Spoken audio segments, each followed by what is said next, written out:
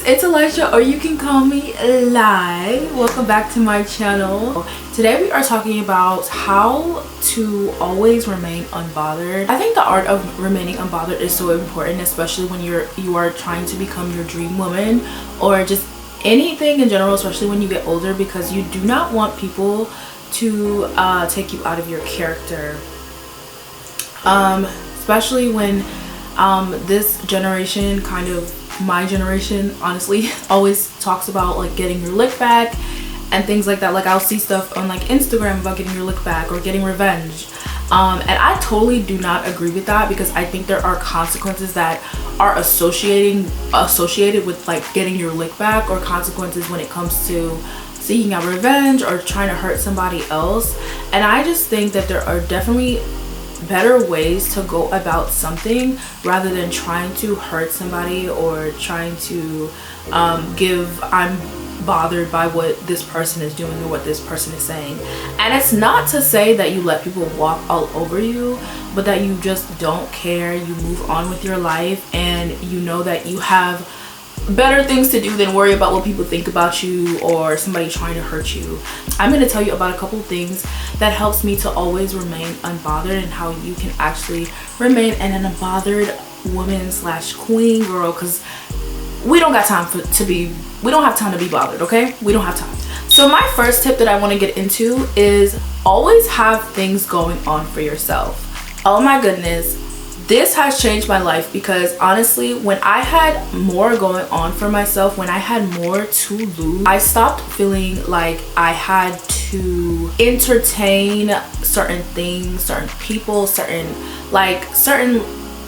things that I shouldn't even care about. You know, when you have a lot going on for you, when you know that you are working on your career, or you are trying to get your finances together, or you're going to the gym, and you have all these things going on for you, trust me, you will no longer care what people think about you. You will no longer care, not in a sense that you won't care about what people think about you, but you won't have time to even stop and think about like, oh, this person said this, or this person is this, or this person is that. Like, no, because you know that your attention, wherever your attention goes, it grows, right? So whatever you put your focus on, that grows. And if you are putting your focus on negativity and what other people are saying or doing, that's what's going to grow. But when you're putting your attention on something that actually is going to yield you a benefit, like working out, going to the gym, eating healthy, you are going to start being pretty unbothered, okay? The next tip I have is to do not ever let somebody take you out of your character. Okay, so what I mean by this is, if you see something and somebody's saying something about you, or maybe it's about you or whatever, or somebody particularly hurts your feelings, walk away. And it's not to say let people walk all over you, don't defend yourself. What I mean by walk away is to walk away and go treat yourself better, and stop worrying about who did what, who did this, who did that. Stop putting your attention towards something that you cannot change. You can't really initially change. You can't change how people try to treat you, but what you can change is how you move after they try to treat you bad. So if you let people treat you bad, you are giving them permission to treat you that way, right? But if you walk away, treat yourself better, find other people to be around, you're gonna start to be like, okay, I'm treating myself better, I'm loving on myself, I'm remaining like I'm unbothered, okay? The surest way to be bothered is to put your attention towards somebody who does not deserve your attention. And I'm not even trying to be rude or funny, but like there are some people that just, some things, some circumstances, some people that do not deserve your attention, period, you know? So you need to decipher between whether that person deserves your attention, that thing, that whatever you're bothered about, does it deserve your attention? The next thing I have is to respond when needed and to learn to communicate. So pretty much, oh, my hair, pretty much deciding if something is worth your attention. Sometimes you do need to respond to things. Sometimes maybe certain circumstances. Maybe you felt like you had a misunderstanding with a friend, and you know, maybe it just needed some communication.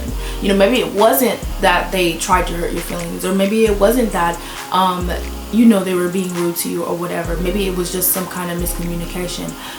Maybe they didn't show up for your birthday party, and it seems like, oh man, they're not showing up for me in the way that they're supposed to.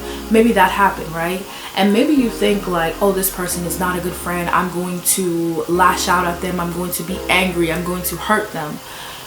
Instead of jumping to that conclusion, make sure you are communicating with your friends on how you feel about something, and learn when to basically respond to something, to defend yourself, to question something, and learn when to not. Because certain things do just require communication. Maybe it was a mix-up, maybe it was something, maybe it was. But you have to learn how to communicate, because once you learn how to communicate, you will really feel, you will discover that most of the time any kind of problem sometimes is just like a perception difference. Like maybe you have a certain perception and that person has a certain perception.